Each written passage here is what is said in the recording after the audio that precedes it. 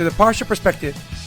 Each week, we will delve deep in a weekly Torah portion to find a practical and insightful way to enhance your daily life.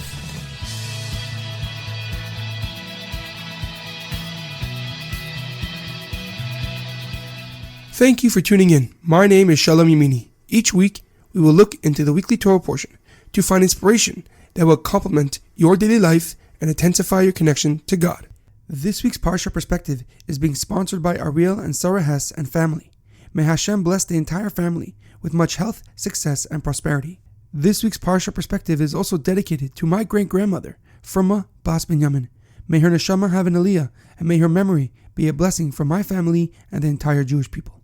If you or someone you know would like to sponsor a week of the Parsha Perspective, please email us at theparshaperspective@gmail.com. This week's Torah portion is Parshas Emor. Our Parsha begins with a few laws pertaining to Kohanim.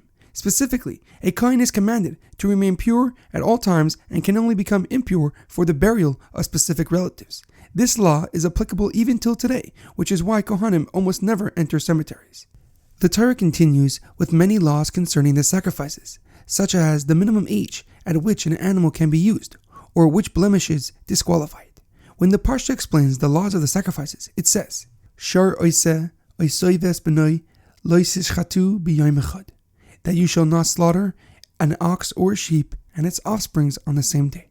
3 psukim later it says, Loisischalalu eshem kochi v'nikdashti b'soich b'nei Yisrael ani Hashem mekadeschem. You shall not desecrate my holy name, and I shall be sanctified amongst the Jewish nation, for I, the Lord your God, sanctified you. However, a question comes to mind. Why did the Torah say not to desecrate God's name immediately following the law of not slaughtering a mother and her calf on the same day? The Talmud in Yevamos 79a states that David HaMelech said there are 3 characteristics which distinguishes the Jewish people. We are merciful, we are bashful, and we are kind. The Maharal in Netivos Olam writes that these 3 characteristics were given to the Jewish people to distinguish them as descendants of the first forefather Avraham Avinu. He explains that the reason Hashem commanded the Jewish people not to slaughter a mother and her calf on the same day is to remind us to be merciful to all creatures, for they are all Hashem's creations just like us.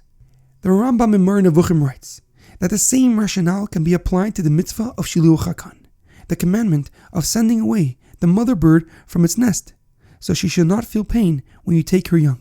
He writes that the reason in both scenarios is that Hashem is reminding us to be kind to His creations and not cause unnecessary suffering. This is why the Pasuk says, you shall not desecrate my holy name.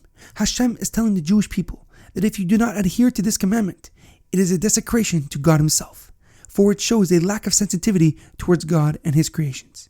Being kind and compassionate is a core component of our community. We instill in our youth the mindset of being compassionate to every person, even if we do not know them. However, that does not only apply to people, but rather to all life on earth. We must believe that everything is created by God, and therefore has inherent value that is far beyond our own understanding. In our daily life, we must be kind and compassionate towards one another, even if someone is not deserving of such kindness.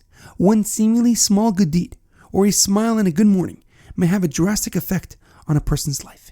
It is imperative that you understand that it is you who gains the most from that interaction, not only because of the reward that you will receive from God, but also the fulfillment that you receive in your life and the bright light that you will shine on this world. There is an amazing quote by Hillel: be like the students of Aaron, love peace, pursue peace, love your fellow, and bring them closer to the Torah.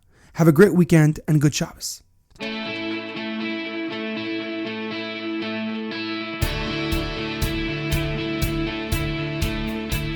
Thank you for tuning in to the Parsha Perspective. Check out our website, theparshaperspective.com. Send thoughts and comments to theparshaperspective@gmail.com. Till next time, thanks for listening.